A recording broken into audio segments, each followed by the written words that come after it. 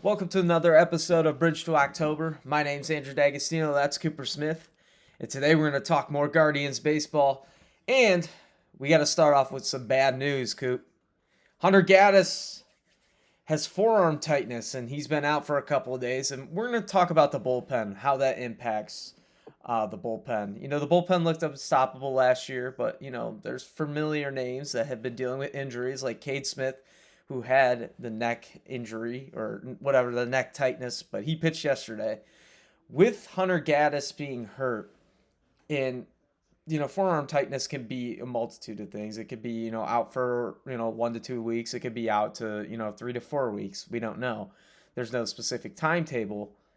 But let's say Hunter Gaddis is out for, shorter term. Who do you think fills that role? And how do you, overall the bullpen, we'll talk about it more, but who do you think fills that role?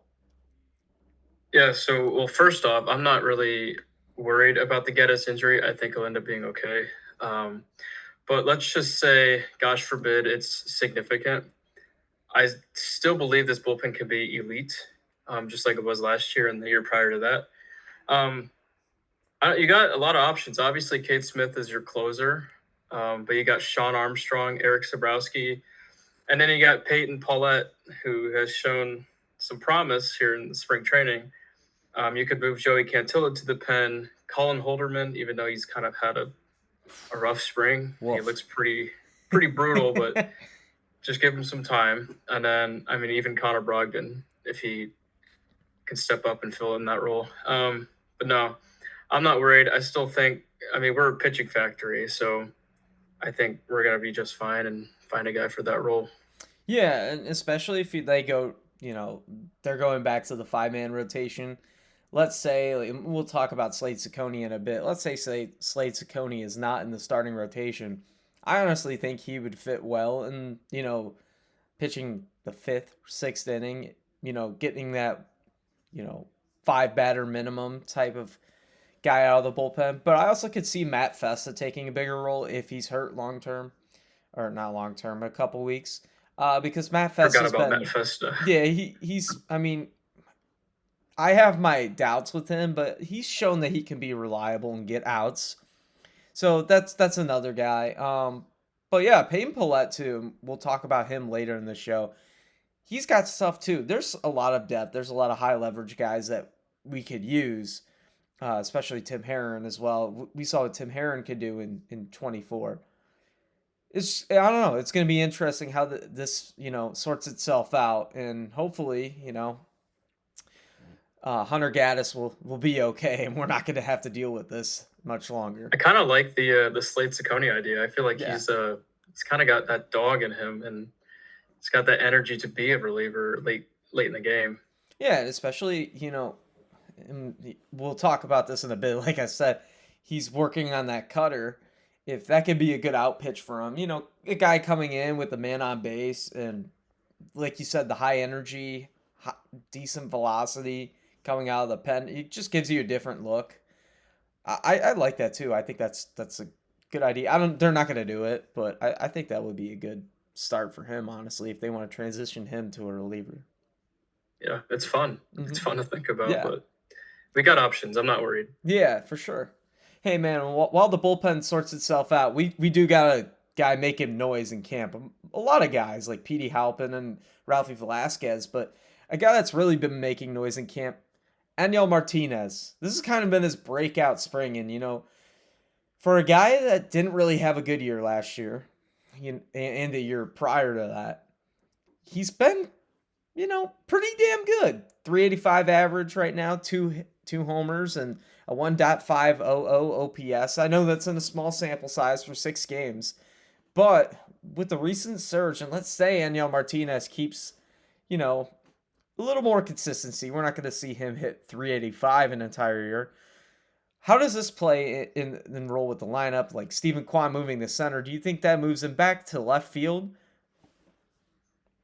Yeah, I think having that defensive versatility is really helpful. He could play center, he could play left.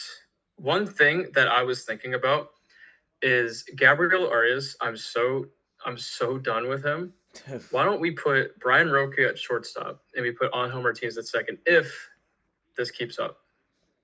What do you think about that? Yeah, I like that because I don't think Daniel Martinez is a center field. I never thought him as a center fielder. Like a lot of these guys that they try out at shortstop that are infielders, I don't like that. I think that you need to have just a strict boundary of putting your best athletes at shortstop or, have a guy that's been playing center field for a long time. But Wasn't he really awful last year in the outfield? he was, yeah. To my Dude, he even his the eye first test, year, he was pretty awful. But yeah, even his first year in 24 when we first called him up, he was losing balls in the outfield all the time. I'm trying to look at his Yeah. Savant page real quick. But to answer your question, man, I do really like him playing second.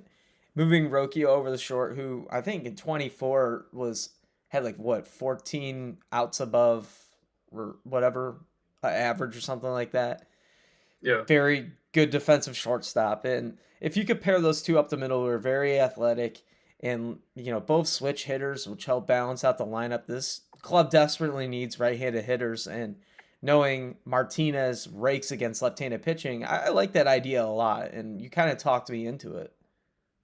yeah. I just pulled up his Savant page. A lot of blue, Yeah, lots of blue. beautiful blue. Um, yes. Apparently, he's a fantastic base runner.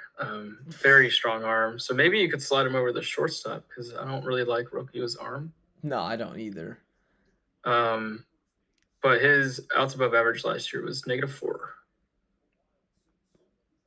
Not good. Offensively, Not yeah. good. No, that's bad. I hope he's making his adjustments and he's kind of tapping in the pop that the scouts like saw early on. Yeah. Which would be a good thing. He did hit what 10, 11 home runs last year, something like that. 11. 11. Mm. Let's say he taps into that power potential and maybe hits 15 to 20 home runs. I think this helps this ball club a lot.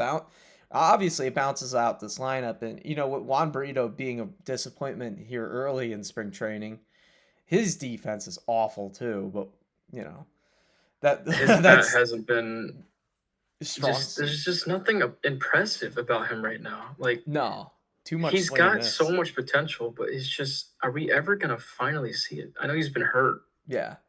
The other guy I like is Enyel Cano, and he's put up a lot of good at bats. He's shown patience. Mhm. He's contact skills and all that, but not a lot of pop. And he kind of just reminds me of another Brian Rocchio, like we've talked about off air.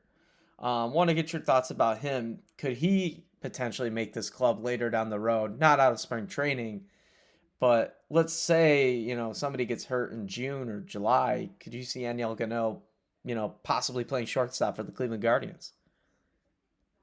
It's hard to say. I don't think so this year. Could be wrong. But I think the power is gonna come. He puts the bat on the ball, and I think just more repetitions and getting in the weight room and just getting with the major league guys, I think he's gonna develop that power. Yeah, he's been impressive. I like his defense, like his contact. He's a good ball player, and there's a reason he's our number 4 prospect, Yeah. number 3. Mm-hmm. Yeah, he's showed some real potential, and like you said, a good defender. He's made some pretty good plays with his glove, and honestly with his arm. I didn't really realize that he has a bazooka too. Not like Arias, but he is a bazooka. I don't think anybody has an arm like Arias. No, that's the only good trade That's he one thing I'll has. give Arias Yeah. some props on. He's got a bazooka Yeah, attached man. to his shoulder. Just unreal potential that guy can have, but he's just awful. I mean, I want to ask you this question. This is off script. How long do you think Gabriel Arias has? How long of a leash? Ugh. I hope it's a week, but we know that's not going to happen. I'll say until Bazana's ready, so May, June. Let's just say Arias finally breaks out. Like, what do we do? Like with Bazana and Rokio. Well, honestly, I mean they're not going to trade Bazana, obviously, and I don't think No.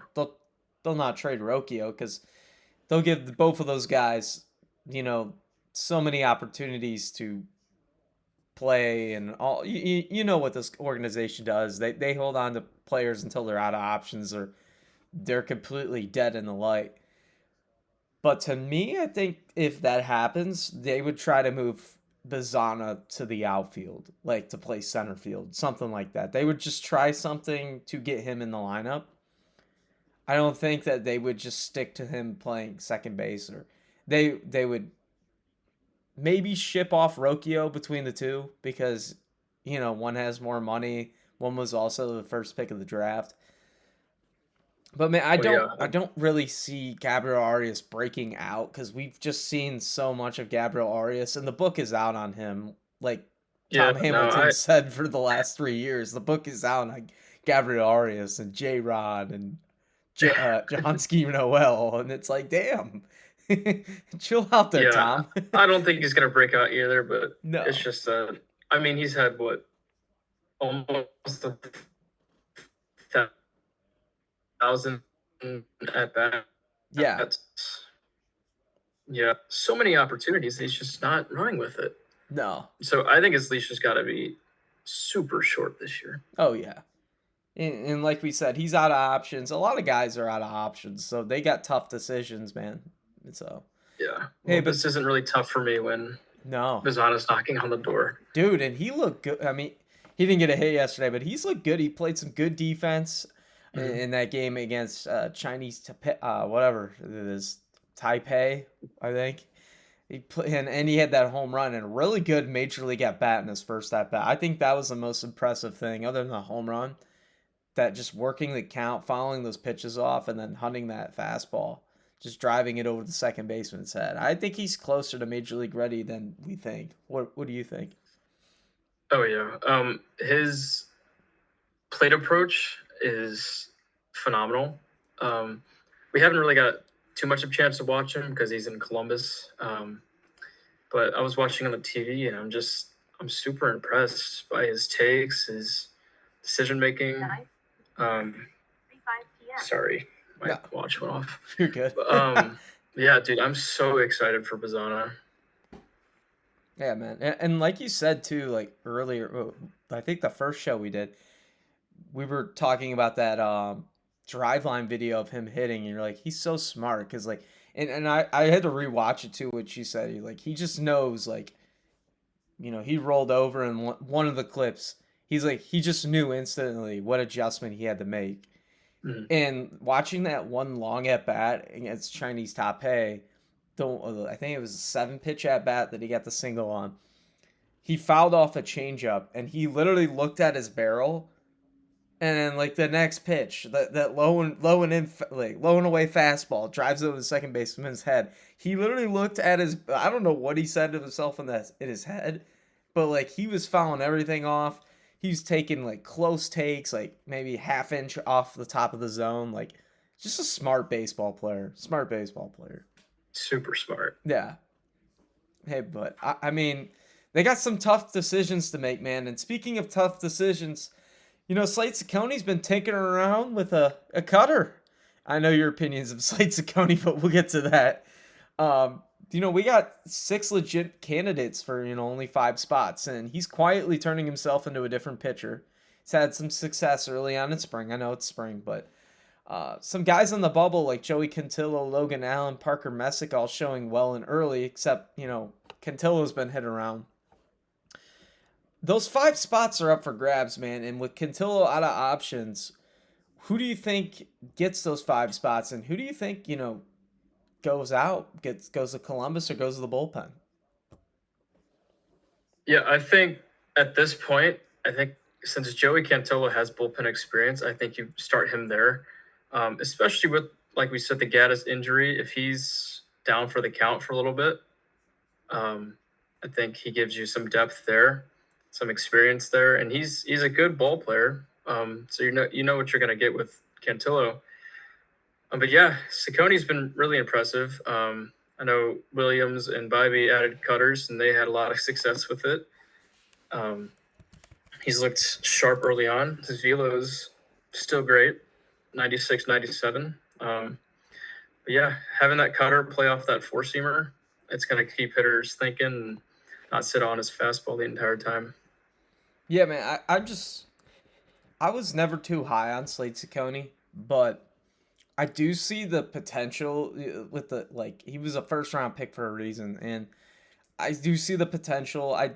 The command is nice. He's efficient getting ahead in the count. The only thing that I think he does not excel at is keeping the ball in the ballpark. And what he gave up, wasn't he like third in the league in giving up home runs? Him and Bybee. I don't know. It wasn't yeah, Bybee's up there too. Bybee's up there. Yeah, I think he gave up 24. But I mean, he's adding a cutter and a sweeper, and I think that's just gonna help, stop hitters sitting on that fastball, like you said. Yep. One of the things is if you take a look at Slade Ciccone, most of his hits were just barreled up fastballs down, like when he's down the count, down 3-1, where he has to get me over, try to get back into the count. That's where he gets hit hard, and pause. That's where he gets hit hard. And the one thing for me is if he can limit that damage and limit getting behind in the count, I think he has, high success rate. And we saw that against a pretty good lineup last year in the A's, where he had that really good outing, and then Voter left him in a little too long, where he gave up 6 runs in the ninth. That was kind of stupid. Yeah, but he's got talent, man, and I do agree. I think Quintillo, as much as they want to make him a starter, he is a bullpen guy, because I don't see the comparisons of him being the next Paul Skeens, Tarek Skubal, and Nolan Ryan. Whoever said that needs to get checked out for some mental illness. But besides that, I think he's just good enough to just, go once to the order, man. And that's why I think it's just what he needs to do. I still believe in Quintillo as a starter. I just think with the roster crunch and the amount of guys we have competing for 5 spots, I think it just makes sense. Because we don't have many lefties. I mean, we have Eric Sabrowski, who's really good. Mm-hmm. And we got Tim Herron, who, I mean, is he going to return to 2024 form? Is he going to? No, man can only. Is he going to walk 6 guys an outing? Like, I don't know. I think if you add Quintillo to the bullpen as another lefty, and that's only going to help us. Yeah, and that Herron, Tim Herron does confuse me, because when he did come back from the minors the second time around, like last year, he did really improve. He looked a lot better command-wise. I mean, he had a good ending. I mean, he had, a 4 ERA? But before that, he was around the 6. He was getting hit hard. He was walking guys. It was really after that one Rockies outing that he had, where he walked the entire world, but everybody did, including Cade Smith, where he kind of locked in and found his 2024, or halfway to that 2024 form. And the thing is, for me, is if Joey Quintillo can be another left-handed option, which we only have 2 right now, and Kobe Allard, I don't think will be the other one. I think that's just inevitable, because we have too many long relievers. If Quintillo can potentially be a late inning guy that Herron was, if Herron's not to that point, this really just helps that bullpen a heck of a lot. So I was really impressed with his outing against Detroit in Game 2 mm-hmm. of the Wild Card Series. I think it was first and third, nobody out. Yeah, and I think he got somebody to pop out, or maybe it was, I don't know if he got all 3 outs, but mm-hmm. I know he struck out 2 with a 97-mile-an-hour fastball to end the inning, which I saw 2024 Tim Herron there. Yeah. And I just hope he can carry that momentum to this year, because he was so good in 24. Yeah. And I do have to mention this too. What we saw in 24 with our bullpen entirely, it was historic. Top from bottom. I mean, Herron had a .89 ERA for half of the year, and then he got up to a 1. Gambling Clase was one of the best relievers to ever touch a baseball that year, and Cade Smith was that rookie sensation. And not to mention, Hunter Gaddis was good last year, but I mean, in 24 he was on another level. I think he took a little step back too. Yeah, I think Eli Morgan had a 1.93. He did, ERA too. Yeah, he was he he was in the minors for majority of the year too, and he came Yeah. back up. It's kind of a fleece trade with the Cubs, got Yeah. Alphonse and Rosario. Yeah, I didn't know this until today because I was doing breakdowns for the Central just for fun. I didn't know Eli Morgan was on the Royals until today. I didn't either. Yeah, he When signed a he when minor did he league. get there? Yeah, he signed a minor league deal today, or not today. Wow, I think in January. I didn't even see he signed that. Huh. Yeah, Well, good for Eli. yeah, yeah, man. But I think we got to talk about another guy in the pen, and this one I really excites me. And Vogt already had high praises about the difference between being a solid four and just being a really good bullpen arm. And a guy that he praised a lot was Paulette. God, I can't read right now and talk. Peyton Paulette, and this was a guy that was selected for the Rule 5 draft in the 26-man roster, and he had a really good first outing. I know he walked his first batter, gave up a hit, but he really settled in. He's finishing around 98 miles per hour with his fastball. Had a really good slurve. I think slurve or slider, I believe. But man, he has some good quality stuff. And this is a guy that came out of the bullpen last year for Birmingham and Charlotte, affiliates of the Chicago White Sox. Had 12 saves last year. Didn't have a blown save, but a high kind upside, low cost arm that helps you win a division. And I want to get your thoughts about where you could see him in this rotation, just overall, man. Give me your thoughts. Yeah, I think he's probably right in the middle, relief guy. I see the stuff for late in the game, high leverage guy. It was one outing, but like he looked poised. He looked like a pitcher. Like he's just one of those guys where you're like, yeah, that's a guy. I don't know why the White Sox let him go, and I hope he makes this roster. Yeah. Because he could be so good. Yeah, he could be middle reliever, or we've talked about it. If Gaddis is down for the count, maybe he steps into that role. There's always someone every year. Yeah, man.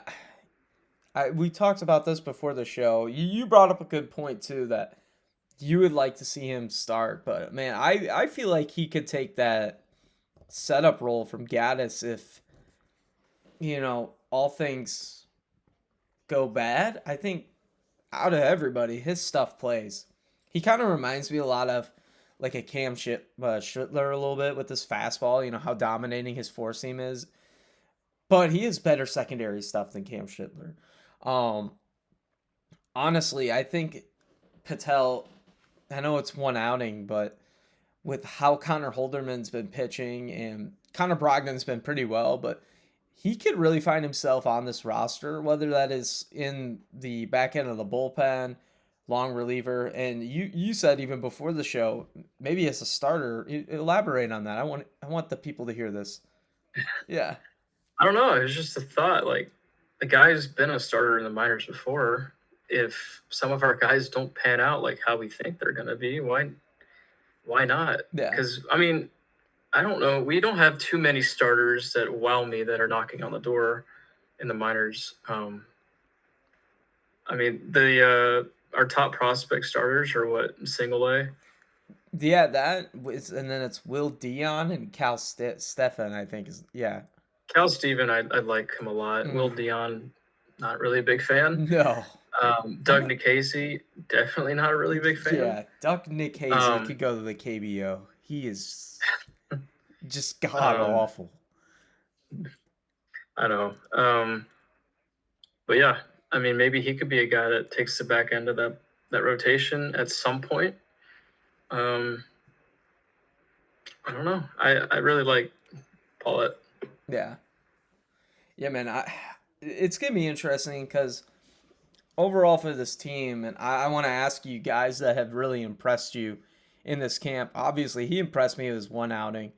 And then we're going to talk about guys that didn't really impress you in this camp, or in camp so far, too. And I'll start off with Gabriel Arias has just been a complete disappointment for me. I expected some sort of adjustment, with him being so long and a late swing, and he can't pull a baseball. He could go the other way, but he cannot pull a baseball. And as a guy that big and that power potential, we need you to at least pull the ball somewhere. Yeah, He hit I was what hoping. 11 Uh, homers that he could add like 20 to 25 if he could pull the ball.